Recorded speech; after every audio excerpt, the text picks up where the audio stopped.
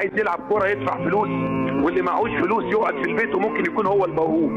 واللي عمال يدفع ما بيعرفش يشوط كوره ولا يعرف يبص كوره. الدنيا اتغيرت، واحنا للاسف سيبنا نفسنا للبزنس، والمراكز الشباب حولناها البزنس، بدل ما تكون مراكز الشباب هي المكان اللي الولاد الغلابه يلعبوا فيها، لان الشوارع خلاص ما بقاش في شوارع تلعب فيها كوره، مدارس ما بقاش فيها حوش تلعب فيه كوره، حتى مراكز الشباب خليناها بالفلوس، والكوره للفقراء، ومعظم اللي بيبقوا لعيبه كوره بيبقى من البدايه 90% منهم فقراء.